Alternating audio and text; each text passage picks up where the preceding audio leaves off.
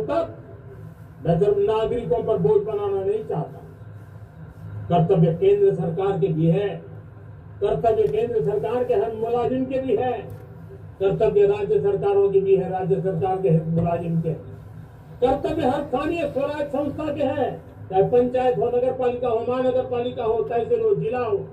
हर किसी के कर्तव्य। लेकिन साथ साथ 140 करोड़ देशवासियों की कर्तव्य है। अगर हम सब मिलकर अपने कर्तव्यों का निर्वाह करेंगे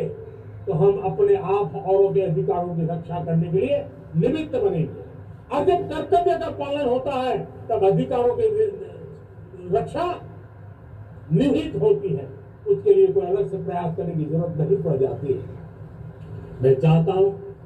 कि हमारे इस भाव को लेकर हम चलेंगे, हमारा लोकतंत्र भी मजबूत होगा, हमारा सामर्थ्य और बढ़ेगा और हम एक नई शक्ति के साथ आगे बढ़ेंगे। मेरे प्यारे देशवासियों, हमारे देश में सुप्रीम कोर्ट ने बार बार यूनिफॉर्म सिविल कोड को लेकर के चर्चा की है,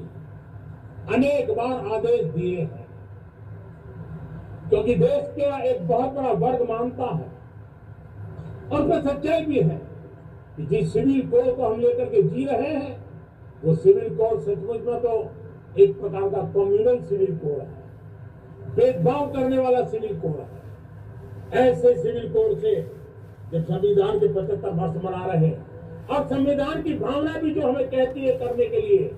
देश की सुप्रीम कोर्ट भी हमें कहती है करने के लिए, और तब जो संविधान निर्माताओं का सपना था उस सपने को पूरा करना हम सबका दायित्व है। और मैं मानता हूं इस गंभीर विषय पर देश में चर्चा हो, व्यापक चर्चा हो, हर कोई अपने विचारों को लेकर के आए और उन कानूनों को जो कानून धर्म के आधार पर देश को बांटते, जो उच्च नीच का कारण बन जाते हैं, ऐसे कानूनों को आधुनिक समाज में कोई स्थान नहीं हो सकता है। और इसलिए मैं तो कहूंगा अब समय की मांग है कि देश में एक सेकुलर सिविल कोड हो। हमने कम्युनल सिविल कोड में 75 साल बिताए हैं, अब हमें सेक्युलर सिविल कोड की तरफ जाना होगा और तब जाकर के देश में धर्म के आधार पर जो भेदभाव हो रहे हैं, सामान्य नागरिक को जो दूरी महसूस होती है, उससे हमें मुक्ति मिलेगी। मेरे प्यारे देशवासियों, जब मैं देश में एक चिंता हमेशा कहता हूं, परिवारवाद, जातिवाद भारत के लोकतंत्र को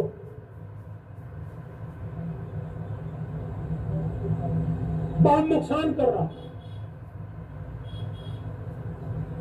देश को, लोक राजनीति को हमें परिवारवाद और जातिवाद से मुक्ति दिलानी होगी। आज मैं देख रहा हूं मेरे सामने जो नौजवान है, इसमें लिखा हुआ है माय भारत, जिस संगठन का नाम है उसकी चर्चा लिखी है, यह बहुत बढ़िया तरीके से लिखा हुआ है। माय भारत के अनेक मिशन है, एक मिशन ये भी है कि हम जल्द से जल्द देश में राजनीतिक जीवन में जनप्रतिनिधि के रूप में 1 लाख ऐसे नौजवानों को आगे लाना चाहते हैं। शुरुआत में 1 लाख नौजवानों को आगे लाना चाहते हैं जिनके परिवार में किसी का भी कोई राजनीतिक बैकग्राउंड ना हो, जिसके माता पिता भाई बहन चाचा मामा मामी